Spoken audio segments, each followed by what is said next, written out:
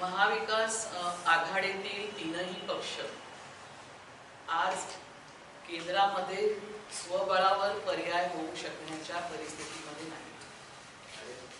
दोन पक्ष फुटीमुळे कमकुवत झालेले आहेत आणि काँग्रेसचा तर गेल्या वेळेस फक्त एकच खासदार निवडून आलेला होता. त्यामुळे हे तीनही पक्ष स्वबळावर पर्याय होऊ शकत नाही. मागच्या लोकसभेमध्ये हे समोर आलेलं आहे की वंचितकडे मतं आहेत आणि गेल्या 5 वर्षामध्ये वंचितचा जनाधार वाढलेला आहे आणि या पुढच्या इलेक्शनमध्ये 24च्या इलेक्शनमध्ये मोदींना पराभूत करणं हा प्रमुख अजेंडा आहे. परिस्थिती जी आहे ती लक्षात घेऊन आपण आम्ही असं म्हणत आहोत की कोणीही ओव्हर कॉन्फिडन्स बाळगावा अशी स्थिती नाही. ईडीचा खेळ जर का बघितला तर जेलमध्ये जाण्यापासून वाचणे हा मुख्य प्रश्न आहे. जेलमध्ये टाकण्या इतके कोणी फार मोठे गुन्हे केले आहेत असं वंचित मानत नाही. सत्तेवर असतानाच्या काळामध्ये छोट्या मोठ्या चुका होतात, पण त्यावर मोदी आणि कंपनी ज्या पद्धतीने वागत आहे ते योग्य नाही अशी वंचितची भूमिका आहे. कोणाचेही गुन्हे जेलमध्ये टाकण्या एवढे मोठे नाही. मोदी हटवणे हाच मुख्य मुद्दा आहे. यासाठी आमचा फॉर्म्युला असा आहे की एनसीपी, आयएनसी आणि सेना हे 4 पक्ष एकत्र यायला मागत आहेत आणि लोकसभेच्या महाराष्ट्रातल्या एकूण ज्या 48 जागा आहेत त्याची समान विभागणी व्हावी आणि हा फॉर्म्युला स्वीकारून, म्हणजे प्रत्येकाला ह्याच्यामध्ये 12 सीट येतात, हा फॉर्म्युला स्वीकारून पुढे जाऊ ही आमची भूमिका आहे. लोकसभेमध्ये काँग्रेस सकट कुठल्याही पक्षाची स्वबळावर पंतप्रधान आणण्याची ताकद नाही. विधानसभेमध्ये ताकद दिसू शकते. मुख्यमंत्री होण्याची कुवत 4ही पक्षांच्या कडे आहे. त्यामुळे विधानसभेच्या वेळी सीट शेअरिंगच्या बाबतीमध्ये हे होऊ शकतं. परंतु सध्या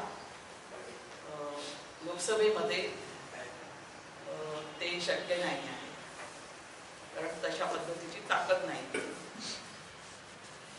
योग्य कालमर्यादेमध्ये निर्णय होणं खूप आवश्यक आहे. त्यामुळे निर्णय घ्यावे लागतील. आता याच्यामध्ये सर्वात महत्त्वाचा आमच्या दृष्टीने कन्सर्नचा प्रश्न असा आहे की जे 3 उरलेले पक्ष आहेत ते सवर्णांचे पक्ष आहेत. संविधानामध्ये जे बदल होतील त्यामुळे ह्या पक्षांना फार फरक पडणार नाही, कारण इकडच्या सवर्णांना प्रोटेक्शन देण्याचंच धोरण राहील.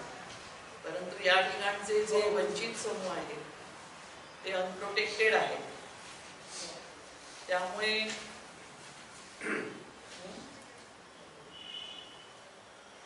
संविधानामध्ये जे बदल होतील त्याच्यामुळे त्यांना प्रोटेक्ट करण्याचा मुद्दा राहील. हे अनप्रोटेक्टेड जे वर्ग आहेत, शूद्र, अतिशूद्र, त्याच्यामधले ओबीसी, जेएनटी, दलित, आदिवासी, मुस्लिम, अल्पसंख्याक यांच्या सुरक्षिततेसाठी आम्हाला निर्णय घ्यावा लागेल. तेव्हा आमच्यावर असा निर्णय घेण्याची पाळी आली नाही.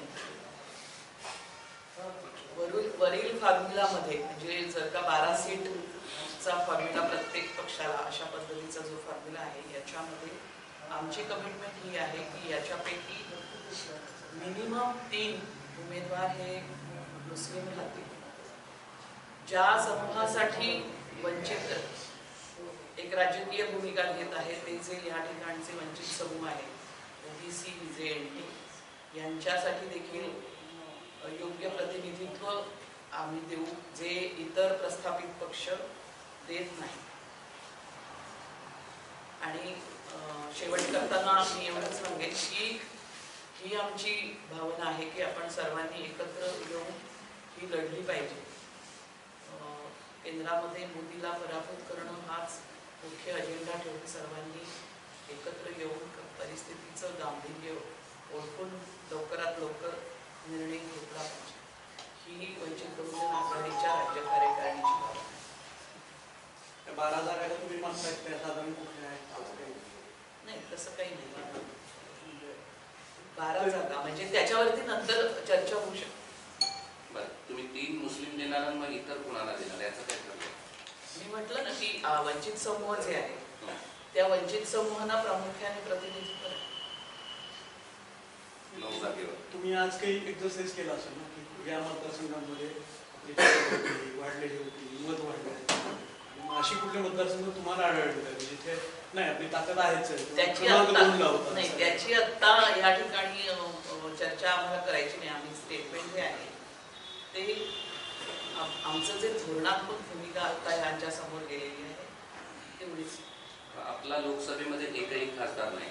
लोकसभेच्या गणितावर बोलत असताना असं कसं शक्य की समान वाटा द्यावा? आता जी परिस्थिती 19ची होती त्याच्यामध्ये खूप फरक पडलेला आहे. मी म्हटलं की सगळ्या पक्षांमध्ये 2 पक्षांमध्ये तर फुटत झालेली आहे. काँग्रेसची ताकद दिसलेली नाही आणि जी 4 ह्याची निवडणूक झालेली आहे त्याच्यामधून सुद्धा जी परिस्थिती समोर आलेली आहे त्याच्यामधून सर्वच पक्ष आज या परिस्थितीत आहेत, कमकुवत आहेत असं आमचं रिडिंग आहे. 12 जागा मागायला तुमचा आधार काय असं साधारणतः सोबतीचा प्रश्नाचा?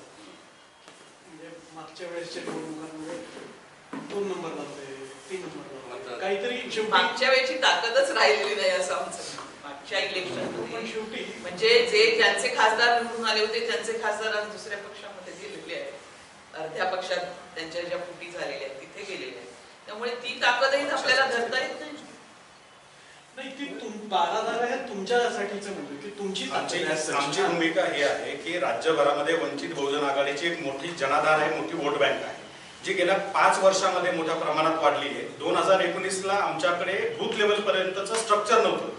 संघटनात्मक जो ढाचा असतो आज प्रत्येक गावाखेड्यात शाखेपर्यंत आमचं बूथ लेवल पर्यंतचं स्ट्रक्चर उभं राहिलेलं आहे आणि दलित, आदिवासी, ओबीसी, मायनॉरिटी मोठ्या प्रमाणात पक्षात आलेला आहे. कुठलंही राजकीय वातावरण नसताना लाख 2-2 लाखाच्या सभा आमच्या होतात. हे आमचं जे काही ताकद आहे, आमचं जे काही बलस्थान आहे, ह्या अनेक जिल्ह्यांमध्ये 4-5 रिजनमध्ये ते आम्ही सिद्ध केलंय. रस्त्यावर येऊन आम्ही दाखवलेलं आहे की आमची ताकद प्रत्यक्षात दिसलेली आहे.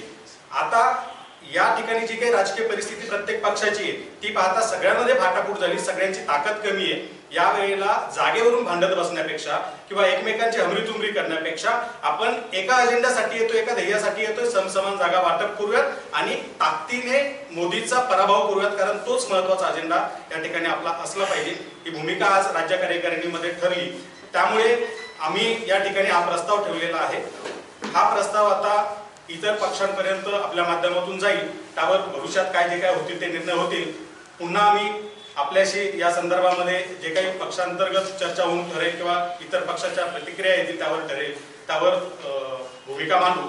आजच्या पत्रकार परिषदेचा जो मुद्दा होता तो पर्यंतच होता. एक आणखी असा प्रश्न आहे की जर तुम्हाला 12 जागा दिल्या नाही तर वंचितची भूमिका काय असेल? स्वतंत्र लढण्याची? तेच आमच्या प्रदेशाध्यक्षांनी सांगितलेलं आहे की 12 जागांचा मुद्दा नाही. आमचं म्हणणं आहे की सगळ्यांनी एकत्र आलं पाहिजे आणि समसमान वाटणी करून आपण एका अजेंडाने, एका ध्येयानं लढलं पाहिजे. यात जर टाइम किलिंगचा जर प्रकार झाला आजपर्यंत जसा होत आलेला आहे आणि वेळ वाया घालवण्याचा प्रकार झाला तर आम्हाला या सगळ्या वंचित समूहांसाठी भूमिका घ्यावी लागणार आहे. ती घेण्याची वेळ आमच्यावर आणू नका ही विनंती आम्ही आमच्या वतीनं करत आहोत.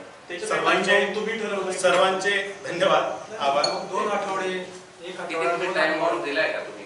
काही असं आता दिलेलं नाही, पण 1-2 आठवड्यामध्ये हा निर्णय व्हायला पाहिजे. सर्वांचे मनपूर्वक आभार, धन्यवाद.